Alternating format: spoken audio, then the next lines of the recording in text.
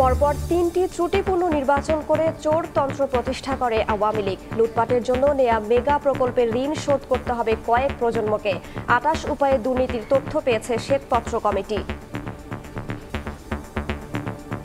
পরবর্তী প্রজন্মের ঘাড়ে দুর্নীতির মাধ্যমে এই মেগা প্রকল্প থেকে যে টাকা পাচার হয়েছে সেটা কিন্তু আমাদের কাছে থেকে যাচ্ছে। চামচা পুঁজিবাদের থেকে কিভাবে চোরতন্ত্রে চলে গেল রাজনীতিবিদ, আপনার ব্যবসায়ী এবং আমরা, এই তিন সহযোগ সৃষ্টি করা হলো আর কি।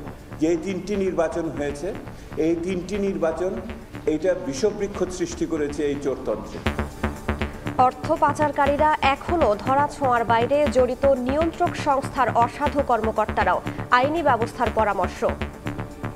এই সমস্ত প্রতিষ্ঠানগুলো যেমন বাংলাদেশ ব্যাংক, বিএফআইও নিজেই কিন্তু ব্যাংক খাতের লুণ্ঠনের জন্য এবং লুণ্ঠনের সাথে জড়িত অর্থ পাচারের জন্য দায়ী। টাস্কফোর্স কার্যক্রম শুরু করলে আশা করি যে এদের বিরুদ্ধে কি আইনগত ব্যবস্থা গ্রহণ করা যায় সেটা আমাদের কাছে পরিষ্কার হয়ে যাবে।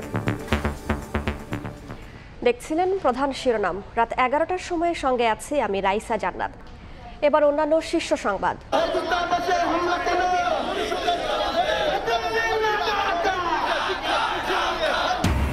আগরতলায় সহকারী হাই কমিশনে হামলার প্রতিবাদে ঢাকা বিশ্ববিদ্যালয়ে বিক্ষোভ। সাম্প্রদায়িক কর্মকাণ্ড বরদাস্ত করে না সরকার, কূটনীতিকদের জানালেন উপদেষ্টা। ২রা মার্চ চূড়ান্ত ভোটার তালিকা প্রকাশ করবে নতুন ইসি। সংসদীয় সীমানা পুনর্নির্ধারণ নিয়েও আলোচনা। সুষ্ঠু নির্বাচনে সহায়তা দেবে জাতিসংঘ। আগামী নির্বাচন সহজ হবে না, জনগণের মন জয়ে নেতাকর্মীদের কাজ করার নির্দেশ তারেক রহমানের। অতীতে ভুল করে থাকলে ক্ষমা চেয়ে শুধরানোর পরামর্শ। গুমের মামলায় সাবেক র্যাব কর্মকর্তা ফারুকী আলেম কারাগারে। কামরুল আমুকে হাজিরের নির্দেশ ট্রাইব্যুনালের। পিলখানা হত্যাকাণ্ড তদন্তে গঠন হচ্ছে কমিশন। এবং অবৈধ প্রবাসীদের বৈধ হওয়ার সুযোগ দিল সৌদি আরব। ২০২৫ সালের ২৯ জানুয়ারি পর্যন্ত থাকছে সময়সীমা, নিশ্চিত করল বাংলাদেশ দূতাবাস।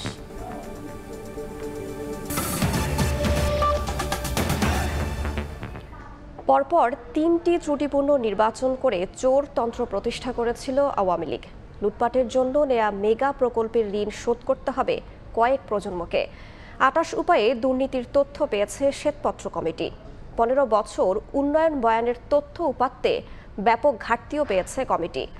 পরিস্থিতি থেকে উত্তরণে অর্থনৈতিক স্থিতিশীলতা ও যথাযথ সংস্কার প্রয়োজন বলে জানিয়েছেন কমিটির সদস্যরা। গেল ১৫ বছর কিভাবে লুটপাট চালানো হয়েছে দেশের অর্থনীতিতে তা আনুষ্ঠানিকভাবে তুলে ধরতে রাজধানীর আগারগাঁওয়ে পরিকল্পনা কমিশনে সংবাদ সম্মেলনের আয়োজন করে অর্থনীতির শ্বেতপত্র প্রণয়ন কমিটি। জনগণকে জানানো হয় মেগা প্রকল্প বাস্তবায়নের আড়ালে দুর্নীতি করে পরবর্তী প্রজন্মের ঘাড়ে চাপানো হয়েছে বিশাল অঙ্কের ঋণের বোঝা। $3 বিলিয়ন হাত বদল হয়েছে এই প্রকল্পগুলো দেওয়ার ক্ষেত্রে। কারণ প্রকল্প আমরা জানি দ্রুত বিদ্যুৎ সরবরাহ আইনের মাধ্যমে দেওয়া হয়েছে এবং সেগুলো রাজনৈতিক এবং ব্যবসায়িক ট্রানজাকশনের মাধ্যমেই দেওয়া হয়েছে। দুর্নীতি করে যদি ১০০ টাকা হয় তার মধ্যে হয়তো ৬০ টাকা বাইরে নিয়ে গেছে। উন্নয়ন পরিকল্পনায় রাজনৈতিক হস্তক্ষেপ বন্ধের পরামর্শ দিয়ে কমিটির সদস্যরা বলেন, ত্রুটিপূর্ণ নির্বাচন ব্যবস্থা থেকে সরে না এলে দুর্নীতির গ্রাস থেকে বের হতে পারবে না বাংলাদেশ। আগে বলতাম যে মধ্য আয়ের ফাঁদে পড়ার ঝুঁকি আছে, এখন সেটার ঝুঁকি নাই, এটা ঘটে গেছে বলে আমরা তথ্য উপাত্ত দিয়ে তাদের দেখানোর চেষ্টা করেছি। এ সময় কমিটির প্রধান জানান, দেশের অর্থনীতির কোমর ভাঙতে রাজনীতিবিদ ও আমলাতন্ত্র মিলেমিশে হাসিনা সরকারের আমলে তৈরি করা হয়েছিল চোরতন্ত্র। তাদের মধ্যে কারা বেশি দুর্নীতি করেছে এমন প্রশ্নে দেবপ্রিয় বলেন, এক চোর ধরতে আরেক চোরের সাক্ষী নেওয়া কতটা যুক্তিযুক্ত। চামচা পুঁজিবাদের থেকে কিভাবে চোরতন্ত্রে চলে গেল রাজনীতিবিদ, আপনার ব্যবসায়ী এবং আমরা, এই তিন সহযোগ সৃষ্টি করা হলো আর কি। যে তিনটি নির্বাচন হয়েছে, এই তিনটি নির্বাচন এইটা বিষবৃক্ষ সৃষ্টি করেছে এই চোরতন্ত্রের। এক চোরের সম্বন্ধে আরেক চোরের সাক্ষ্য কতখানি গ্রহণযোগ্য। ক্যাপাসিটি চার্জের ভুল তথ্য দিয়ে নিজস্ব জ্বালানি উৎপাদন ব্যবস্থা গড়ে না তুলে এলএনজি আমদানির মাধ্যমে দুর্নীতির পথ সুগম করা হয়েছে বলেও জানিয়েছে শ্বেতপত্র কমিটি। এর আগে রোববার প্রধান উপদেষ্টার হাতে শ্বেতপত্র তুলে দেন কমিটির সদস্যরা। শুভ খান, সময় সংবাদ, ঢাকা। ব্যাংক থেকে হাজার হাজার কোটি টাকা লুট করে বিদেশে পাচারকারী ও তাদের দোসররা এখনও ধরাছোঁয়ার বাইরে। টিআইবি বলছে, অনিয়মে জড়িত ছিল নিয়ন্ত্রক সংস্থাগুলোর অসাধু কর্মকর্তারাও। ক্ষমতার পালাবদল হলেও কেন্দ্রীয় ব্যাংকে এখনও সক্রিয় দুর্নীতিবাজ চক্র। অভিযুক্তদের বিরুদ্ধে দ্রুত আইনি ব্যবস্থার পরামর্শ অর্থনীতিবিদদের। আলতাফ হোসাইনের রিপোর্ট। নিজেদের কষ্টার্জিত অর্থ ব্যাংকে সঞ্চয় করেন প্রবাসী, ছোট ব্যবসায়ী, চাকুরিজীবী থেকে শুরু করে সব শ্রেণী পেশার মানুষ। রক্ত পানি করে জমানো সেই টাকা ঋণের নামে লুট করে বিদেশে পাচার করায় এখন তারল্য সংকট ব্যাংকগুলোতে। ব্যাংক লুটকারী হাসিনা সরকারের মদতপুষ্ট ব্যক্তিদের নামও উঠে এসেছে দেশি বিদেশি গণমাধ্যমে। দেশের বিপুল পরিমাণ অর্থ পাচার করে বিশ্বের বিভিন্ন দেশে সাম্রাজ্য গড়ে তুললেও ওই টাকা ফিরিয়ে আনার অগ্রগতি যেমন এখনও চিঠি চালাচালিতে সীমাবদ্ধ, তেমনি এখন পর্যন্ত কাউকেই আটকানো যায়নি আইনের জালে। অভিযোগ রয়েছে, ব্যাংক খাত ধ্বংসের নানা অপকর্ম হয়েছে বাংলাদেশ ব্যাংকে বসেই। অভ্যুত্থান পরবর্তী শীর্ষ কয়েকজন কর্মকর্তা পদত্যাগ করে কেন্দ্রীয় ব্যাংক ছাড়লেও এখনও সক্রিয় আগের চক্র, এমন অভিযোগ বাংলাদেশ ব্যাংকের কর্মকর্তাদের অনেকের। এ বিষয়ে কথা বলতে কেন্দ্রীয় ব্যাংকের গভর্নরের সঙ্গে যোগাযোগ করার চেষ্টা করা হলেও তাকে পাওয়া যায়নি। মুখপাত্রও কোনো বক্তব্য দিতে রাজি হননি। টিআইবি মনে করে, অর্থ পাচার সহ ব্যাংক খাতে বিভিন্ন অনিয়মে সহায়তা করেছেন এসব অনিয়ম প্রতিরোধের দায়িত্বে থাকা কর্মকর্তাদেরই কেউ কেউ।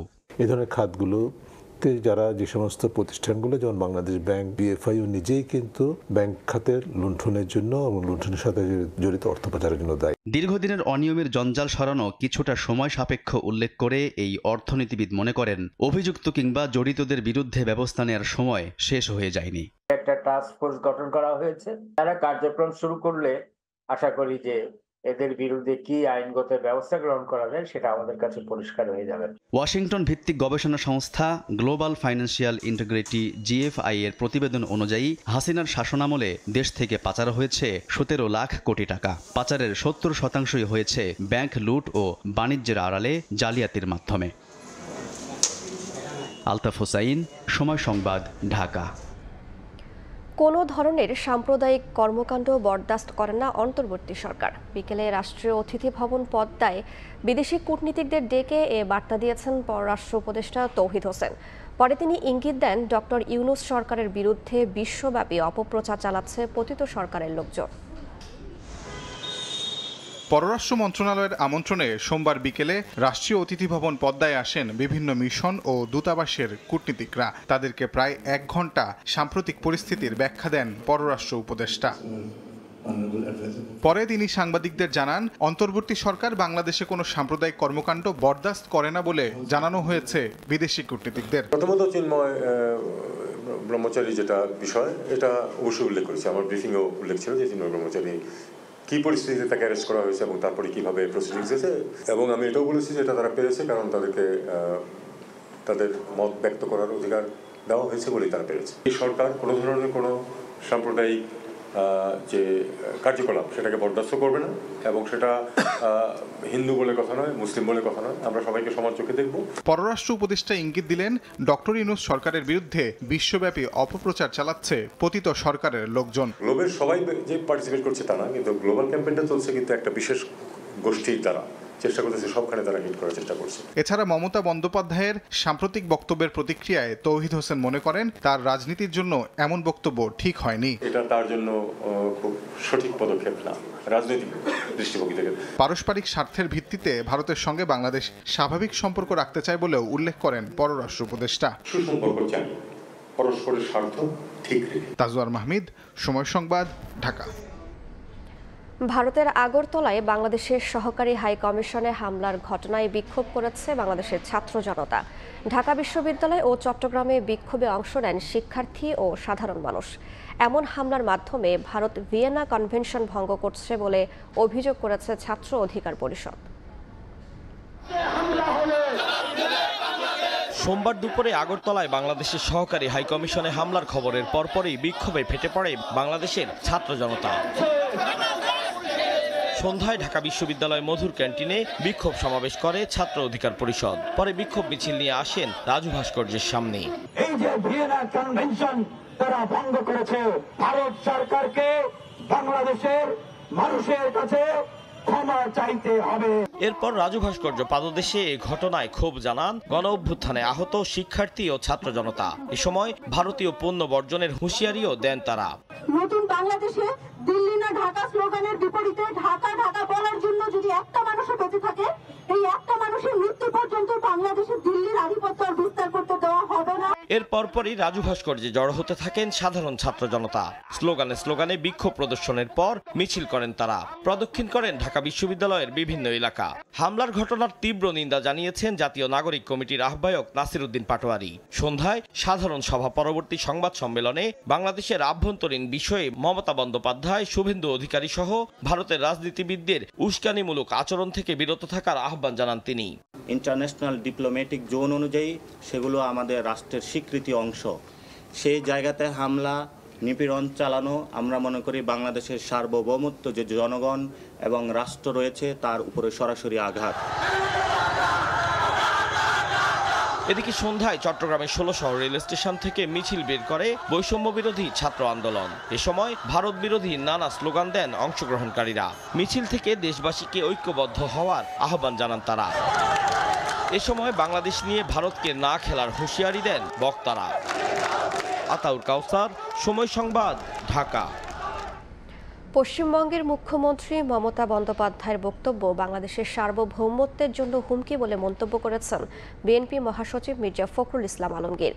রাতে লন্ডন থেকে মুঠোফোনে গণমাধ্যমে দেয়া প্রতিক্রিয়ায় অবিলম্বে মমতাকে তার বক্তব্য প্রত্যাহারের আহ্বান জানিয়েছেন তিনি। বাংলাদেশে সাম্প্রদায়িক সম্প্রীতি ক্ষুণ্ণ হওয়ার, বিপন্ন হওয়ার যে অলীক কাহিনী ভারতের মিডিয়াগুলোতে প্রকাশিত হচ্ছে তা কোনো মতেই গ্রহণযোগ্য নয়। বাংলাদেশে এই ধরনের কোনো পরিস্থিতি নেই, অথচ ভারতবর্ষের পত্রিকা এবং মিডিয়া এবং তাদের নেতৃবর্গ যেভাবে এই সম্পূর্ণ একটা মিথ্যাকে তারা প্রচার করছেন এবং বাংলাদেশের স্বাধীনতা সার্বভৌমত্বের প্রতি হুমকি দিচ্ছেন, এটা কোনো মতেই বাংলাদেশের মানুষ গ্রহণ করবে না। আগামী ২রা মার্চ চূড়ান্ত ভোটার তালিকা প্রকাশের ঘোষণা দিয়েছে নির্বাচন কমিশন। এরপর বাড়ি বাড়ি যেয়ে ভোটার তালিকা হালনাগাদ করা হবে। সোমবার নাসির উদ্দিনের নেতৃত্বাধীন ইসির প্রথম কমিশন সভা শেষে একথা জানান কমিশনার অবসরপ্রাপ্ত ব্রিগেডিয়ার জেনারেল আবুল ফজল মোহাম্মদ সানাউল্লাহ। আরও জানান, কমিশন সভায় সংসদীয় সীমানা পুনর্নির্ধারণ নিয়েও আলোচনা হয়েছে। সোমবার নির্বাচন ভবনে অনুষ্ঠিত হয় এএমএম নাসির উদ্দিনের নেতৃত্বাধীন ১৪তম নির্বাচন কমিশনের প্রথম কমিশন সভা। এতে ভোটার তালিকা হালনাগাদ সহ ৩টি এজেন্ডা নিয়ে আলোচনা হয়। সভা শেষে গণমাধ্যমে কথা বলেন নির্বাচন কমিশনার অবসরপ্রাপ্ত ব্রিগেডিয়ার জেনারেল আবুল ফজল মোহাম্মদ সানাউল্লাহ। তিনি বলেন, রীতি অনুযায়ী আগামী ২রা মার্চ ঘোষণা হবে চূড়ান্ত ভোটার তালিকা। কমিশনের হাতে বর্তমানে ১৭ লাখ নাগরিকের তথ্য আছে, যা যুক্ত করেই দেয়া হবে ভোটার তালিকার হালনাগাদ তথ্য। একইভাবে ২০২৫ সালে যারা বাদ পড়বেন তাদেরকে পরের বছরের ভোটার তালিকায় যুক্ত করা হবে। চূড়ান্ত আকারে ২রা মার্চে আপনার তালিকা প্রকাশ হয়ে যাবে, কিন্তু যারা বাদ পড়লো আমরা চাই যে তারা আমাদের ভোটার তালিকায় সন্নিবেশিত হোক। এই জন্য আমরা সিদ্ধান্ত নিয়েছি আমরা বাড়ি বাড়ি গিয়ে তাদের তথ্য সংগ্রহ করব। এই বাদ পড়া ভোটাররা ছাড়াও আমরা ২০২৫ সালে যারা ভোটার হবেন, অর্থাৎ ২০২৬ সালের ১ জানুয়ারি পর্যন্ত যারা ভোটার হবেন তাদের তথ্য আমরা বাড়ি বাড়ি গিয়ে সংগ্রহ করব। প্রথম কমিশন সভায় নির্বাচন কমিশনের কাজ সুষ্ঠুভাবে সম্পন্ন করতে ৪ কমিশনারের নেতৃত্বে গঠন করা হয়েছে ৪টি কমিটি।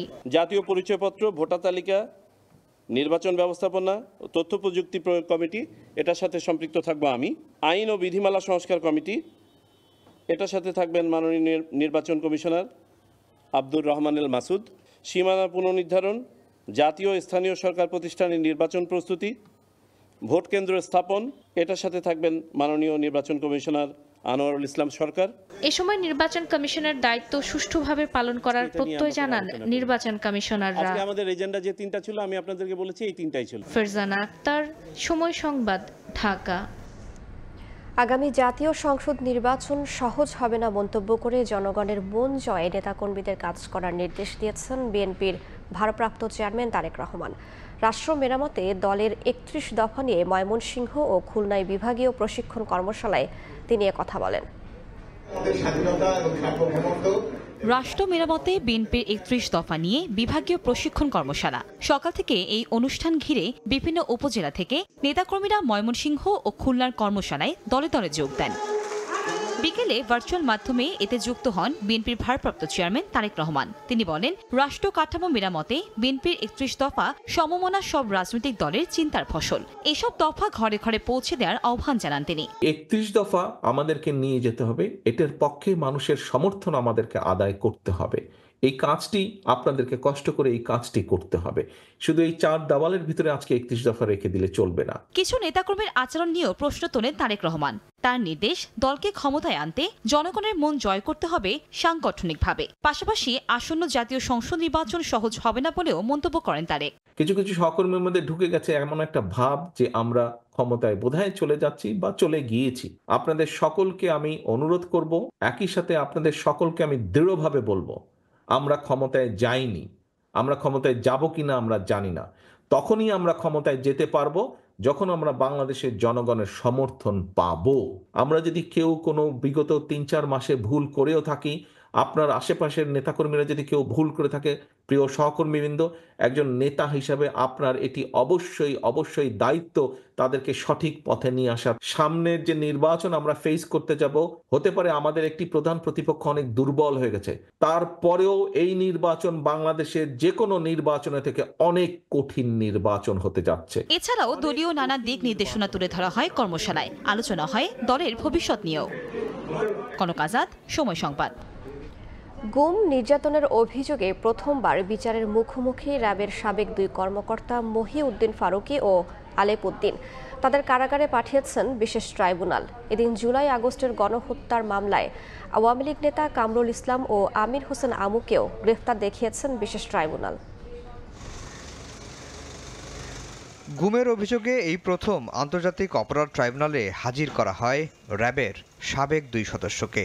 শুধু গুম নির্যাতনই নয়, মহিউদ্দিন ফারুকী ও আলেপ উদ্দিন জুলাইয়ে ছাত্র জুবাইর হত্যা মামলারও আসামি।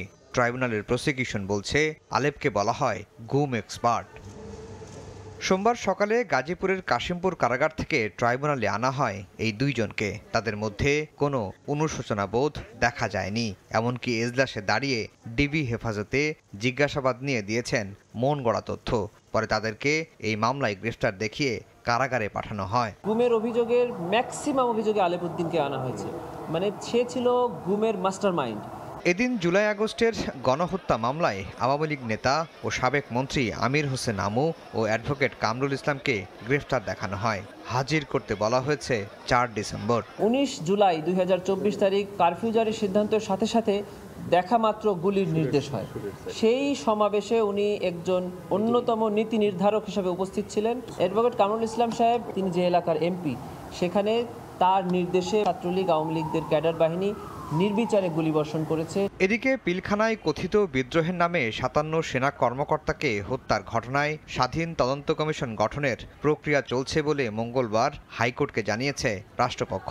নেপথ্যের কুশীলবদের খুঁজে বের করতে এবং 25 ফেব্রুয়ারি শহীদ সেনা দিবস ঘোষণা চেয়ে এ রিটটি দায়ের করেন কয়েকজন আইনজীবী। আফজার হোসেন, সময় সংবাদ, ঢাকা।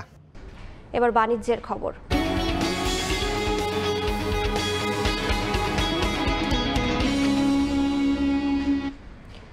দিনে দিনে কমছে প্রত্যক্ষ বৈদেশিক বিনিয়োগ বা এফডিআই। পরিস্থিতি বদলাতে ঢাকার যানজট কমানোর পাশাপাশি অর্থনৈতিক বিকেন্দ্রীকরণে উদ্যোগ নেওয়ার কথা জানিয়েছেন জ্বালানি উপদেষ্টা। দেশে কমেছে প্রত্যক্ষ বৈদেশিক বিনিয়োগ বা এফডিআই। বিদেশিদের আকৃষ্ট করতে অর্থনৈতিক অঞ্চল, হাইটেক পার্ক ও ওয়ান স্টপ ডিজিটাল সার্ভিস সহ নানা উদ্যোগ নিলেও বদলাচ্ছে না পরিস্থিতি। তবে হাল ছাড়ছে না অন্তর্বর্তী সরকার। সোমবার রাতে রাজধানীর গুলশানের একটি 5 তারকা হোটেলে আমেরিকান চেম্বার অফ কমার্স আয়োজিত গোলটেবিল বৈঠকে যোগ দিয়ে এফডিআই বাড়াতে বিভিন্ন পরিকল্পনার কথা তুলে ধরেন বিদ্যুৎ ও জ্বালানি উপদেষ্টা। এর মধ্যে রয়েছে ঢাকার যানজট কমানো এবং অর্থনৈতিক বিকেন্দ্রীকরণ। December 16, we are opening up what you call the BRT from Gazipur to all the way to Gulistan, and then the entire journey would be in 1 hour. We are also planning to introduce 3 commuter trains. ব্যবসায়ীদের আশ্বস্ত করে সরকারের ভাবনা তুলে ধরেন প্রধান উপদেষ্টার আন্তর্জাতিক বিষয়ক বিশেষ দূত লুৎফে সিদ্দিকী। এ সময় প্রত্যক্ষ বৈদেশিক বিনিয়োগে আরও স্বচ্ছতা নিশ্চিতের পরামর্শ দেন ঢাকায় নিযুক্ত সাবেক মার্কিন রাষ্ট্রদূত Peter Haas. We believe that the interim government's proposed reforms to enhance transparency and accountability in the public administration, the financial sector, for greater business confidence and attract foreign direct investment. Bangladesh ব্যাংকের সবশেষ তথ্য অনুযায়ী 1 বছরের ব্যবধানে FDI প্রবাহ কমেছে $142 million. আল আমিন তুষার, সময় সংবাদ, ঢাকা। 15 আগস্টকে জাতীয় শোক দিবসের ছুটি ঘোষণা করে দেয়া হাইকোর্টের রায় স্থগিত করেছেন আপিল বিভাগ। 2009 সালে দিনটিকে জাতীয় শোক দিবস ঘোষণা করেন হাইকোর্ট। 5 আগস্ট সরকার পতনের পর এই ছুটি বাতিল করে অন্তর্বর্তীকালীন সরকার। একই সঙ্গে জয় বাংলাকে জাতীয় স্লোগান ঘোষণা করে হাইকোর্টের দেয়া রায় স্থগিত চেয়ে আবেদন করেছে রাষ্ট্রপক্ষ। রোববার আপিল বিভাগে এই বিষয়ে শুনানি হবে। সৌদি আরবে অবস্থানরত প্রবাসীদের জন্য সুখবর দিয়েছে দেশটির সরকার। দেশটিতে হুরুপ বা পলাতক কর্মীর তালিকায় অন্তর্ভুক্ত হওয়া প্রবাসীদের বৈধ হওয়ার সুযোগ দেওয়া হয়েছে। 2025 সালের 29 জানুয়ারি পর্যন্ত এই সুযোগ থাকছে। বিস্তারিত আরিফুর রহমানের প্রতিবেদনে।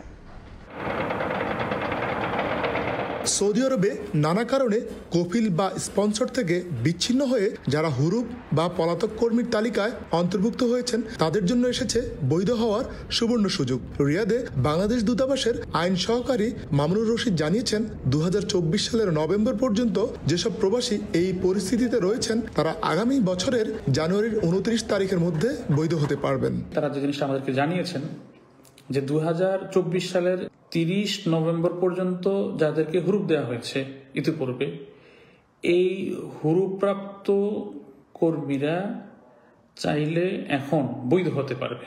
এর জন্য সুযোগ দেওয়া হয়েছে আজকে 1 তারিখ থেকে 29 জানুয়ারি পর্যন্ত, 25 সালের 29 জানুয়ারি পর্যন্ত। হুরুপ প্রাপ্তদের বৈধ হওয়ার এই প্রক্রিয়া কেবল সৌদি সরকারের অনুমোদন পাওয়া নির্ধারিত পদ্ধতিতে সম্পন্ন হবে। তবে এর জন্য প্রবাসীদের নির্ধারিত কাগজপত্র এবং প্রাসঙ্গিক তথ্য জমা দিতে হবে। সকল প্রবাসীদের এই সুযোগ কাজে লাগানোর আহ্বান জানিয়েছে বাংলাদেশ দূতাবাস। যারা এখনো বৈধ হওয়ার চেষ্টা করেননি তাদেরকেও দ্রুত এই সুযোগ গ্রহণের পরামর্শ দেওয়া হয়েছে। আরিফুর রহমান, সময় সংবাদ, সৌদি আরব।